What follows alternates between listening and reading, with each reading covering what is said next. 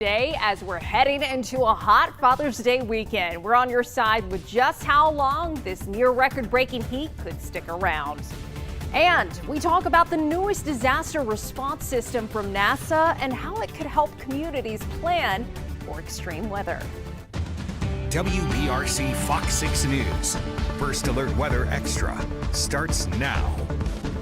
Welcome into First Alert Weather Extra on this slightly toasty Thursday evening. I'm meteorologist Lauren Linehan. Our big story that we're going to be talking about, our next big thing, is the summer heat. And I know technically the first day of summer isn't until next week if you go by the astronomical calendar. But hey, we meteorologists say it begins on June 1st. So let's look at those weather headlines as we get into your Thursday evening. That air quality alert that's been around for the next couple days, spoiler alert, sticking around for tomorrow as well. So keeping that code orange air quality alert in place for Friday, and that heat is just going to keep on sizzling. If you think it was hot today, oh boy, you're going to be in for it over the weekend. And of course, we're keeping a close eye on the tropics as well. So the air quality alert isn't for all of central Alabama. Notice it's just for Jefferson and Shelby counties. These are the counties that have the biggest metro areas in central Alabama. So if you think about it, these are the areas that can have the most traffic, that can release the most pollution. So a code orange air quality alert basically just means that the air quality could potentially be unhealthy for sensitive groups. Anyone who has any type of respiratory ailment, even children, older adults, those who are active outside, those who have to work outside. So if you're a little bit more sensitive to that ground level ozone, that pollution in the air with this really hot, dry, stagnant pattern in place, you want to avoid outdoor activities, or at least if you're going to be outdoors, nothing too strenuous. If you have to work outside, just take frequent breaks. As far as temperatures right now, I mean, it's almost 7 o'clock and we've still got temperatures in the 90s. Now, we're at the time of the year. We're in that little home stretch here where these are some of the longest days of the year. So even at 6:30, yeah, it's not out of the question that we're still in the 90s because that sun, it's not setting just yet. The sun isn't going to be setting until near 8 o'clock for tonight. But we keep talking about this heat. What is going to be impacting that above average temperature trend? You can thank the culprit right here. A ridge of high pressure is going to be building into central Alabama as we get into the weekend. Here we are Saturday showing that bubble of high pressure sitting right on top of us. So when you see that high pressure on a weather map, think of it as putting a lid on the atmosphere. You want a shower or thunderstorm to cool you off? Good luck, because when you have that lid on the atmosphere, it's preventing shower and thunderstorm development, which comes from that rising air. Instead, what you have is air is sinking. And so that is causing really hot and dry conditions, and we could likely see that lasting through at least Father's Day weekend. So check out these feels like temperatures. We have a first alert for it potentially feeling like the triple digits beginning tomorrow, if not all the way through Father's Day. We may see a little relief next week, but that could potentially have to do with the tropics. I'm not telling you the tropical system's going to be knocking on our doorstep, but we're certainly going to be tracking that tropical moisture in the days ahead. But hey, with the heat on the way, experts say that summer weather can actually trigger, get this, migraines. In today's Health Minute, Mandy Gaither has more on how to manage and avoid heat-induced migraines. High temperatures, changes in barometric pressure, intense sunlight, all can trigger symptoms for those with migraine disorder. We absolutely know that there is a correlation. We don't always fully understand why. Symptoms vary from person to person, but can include unbearable head pain, nausea, vomiting, sensitivity to light, noise, and/or smells. An attack can last from 4 hours to several days and can be triggered this time of year, says neurologist Dr. Rashmi Halker Singh with Mayo Clinic. I think with the changes in sunlight and the length of days, it can sometimes take people out of their normal routine and schedule. And people who live with migraine actually do much better with a typical routine. To manage and potentially prevent an attack, Halker Singh says to remember the word SEEDS. The S stands for sleep. Sticking to a regular sleep schedule can help. E is for eating. Don't skip meals and make sure you stay hydrated while limiting caffeine. The next E is for exercise. Stay physically active. D is for diary. Keep track of what triggers an attack. And finally, the second S stands for stress management. Stress can be a trigger. Sunglasses can make a big difference when we're thinking about being exposed to bright lights and that sunlight, all of that can really help. For Health Minute, I'm Mandy Gaither. And across the country, a potentially destructive storm system is moving through the Midwest tonight. Check out this video as yesterday from our sister station KTIV in Illinois. The state, as well as Kansas, Missouri, and Iowa, are all under the threat of storms that could be capable of producing hail and a few tornadoes. This comes as a cold front begins to move through the area. These storms will start to weaken after dark due to the loss of daytime heating. And I did just want to show you, let me pull up here behind me, a view of those storms that are moving through the Midwest right now. Where you see that pink showing up on the map, that's indicating a severe thunderstorm watch, and that's in place until 10 p.m. It's extending from the Texas Panhandle into parts of western Oklahoma, Kansas, Missouri, parts of southern Iowa, and getting all the way a little closer to Chicago in areas like Illinois and Indiana. Looks like even part of Michigan was included in that. But where you see the yellow polygons, those are actually severe thunderstorm warnings that are ongoing. So you wonder, oh, well, is that eventually going to come here? No, because remember that little bubble of high pressure I talked about earlier? That basically blocks and shields us from any storms coming this way. So we're thankful for that, not thankful for the heat that's going to ensue for us. But hey, this storm threat in the Midwest comes as heavy rain and extreme flooding continues across the Florida Peninsula for the third day as a disturbance pulls away from the state. A state of emergency remains in effect for 5 counties in South Florida today as a rare high risk of flash flooding continues. That tropical disturbance unleashing more than 2 feet of rain in just 2 days, causing a shutdown for part of I-95. And as another dangerous day continues across the Miami metro, the mayor of the city further explaining how the rain is going to continue to cause major issues. We are anticipating some of the flooding will not have much time to recede before the rain starts again. It will not take much time to already exacerbate the saturated conditions in the hardest hit areas. So unfortunately, that water is not being fully absorbed, and additional rains will lead to more flooding. Multiple inches are still likely in the coming days to fall, and some spots could still pick up an additional 10 inches or more. But hey, in 30 seconds, we take a quick check on that weekend forecast to see if there's anything on radar here in our neck of the woods, and a trip all the way to the Great Plains where they also see some extreme weather every now and then. We'll be right back.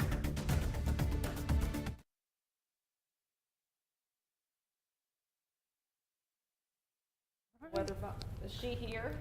Who's here? Are you standing Oh, here? I don't even know. Hey, where am I at? And do you have my mic? J desk. I can't hear anything in my Yeah, I got your mic. I need you to stay there. is my mic up? Can you pull over a Father's Day graphic? Yeah.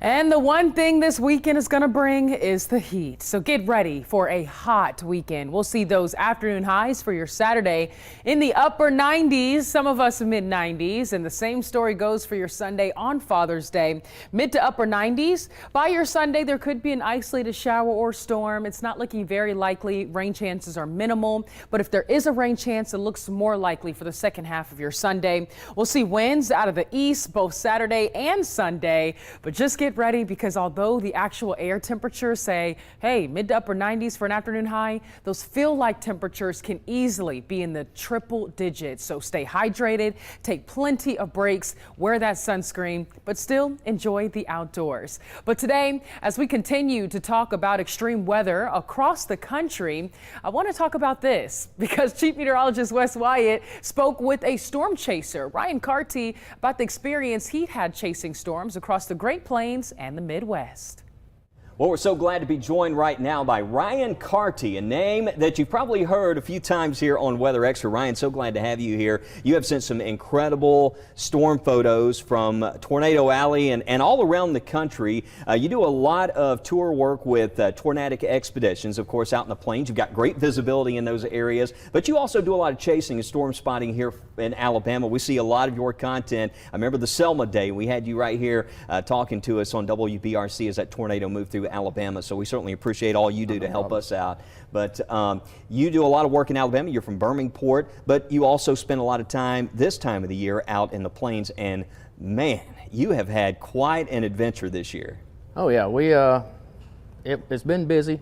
Yeah. To say the least. It's been wild, and we started April 20th on the first tour. Actually, the very first tour was Eclipse, but I didn't go on that one. It seems like it's been 3 or 4 months. I mean, you Right. keep sending videos. Let's go ahead. Let's talk about this first collection of videos that you have here for us. Yeah, this is in Merkel, Texas on April 23rd, and that was actually not a tornado warned storm. It was just a severe thunderstorm, and there was actually a Burlington Northern Santa Fe train going down the tracks, and it got knocked over by the winds in Trent, Wow. which is one town over.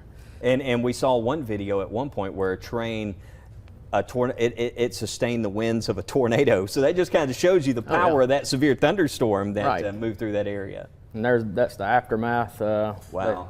That was the next day, and they was trying to pick up the pieces, I guess you would say. Now again, what's this exact location? That is in Trent, in West Texas. West Texas. One town over from Merkel, near the Abilene area. So we talked a lot about Texas, Ryan, and all the severe weather that happened there, but it was just incredible that we saw so much severe weather over the Midwest. Right. I mean, we covered five states when we was out. Basically, like I said, started out in Oklahoma, but in Texas, there was several photogenic tornadoes down there, and sadly, some of them caused damage near Holly. This was actually near Defiance, Iowa. Wow. And I remember that video you shared. Intercepted that one on foot. We was taking cover under a gas station awning to let the hail pass us. And Well, you were north of that tornado at that point. You know, you try to be, with respect to spotting, south of the Try to tornado. I be. mean, what was going through your mind at that point? Well, we were sitting there in the vans waiting, and we seen the winds rushing in and rising upward motion, and there was a tornado just formed. And it was get out of the van and go. Made sure it wasn't moving towards us. Right.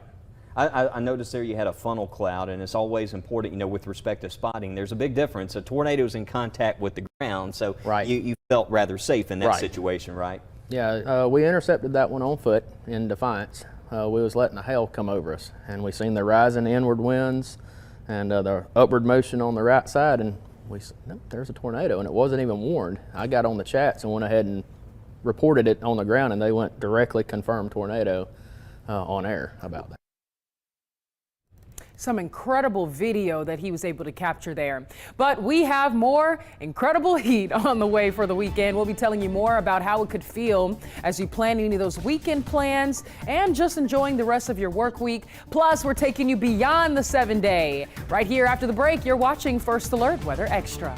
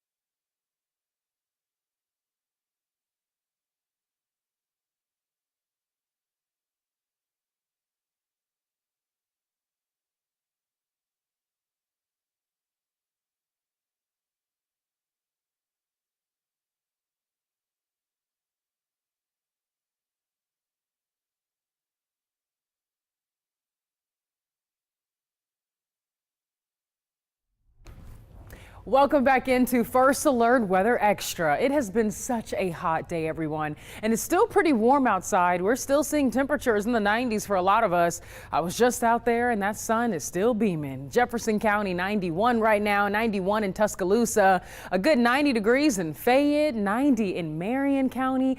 85 though if you're in Winston, 86 in Coleman, so others of us are slightly cooler, but I can guarantee you this, those feel like temperatures are still likely in the 90s, so it's hot for all of us. And matter of fact, it's only getting hotter. Here's a look at those future heat index values. Friday, it could easily feel like the triple digits.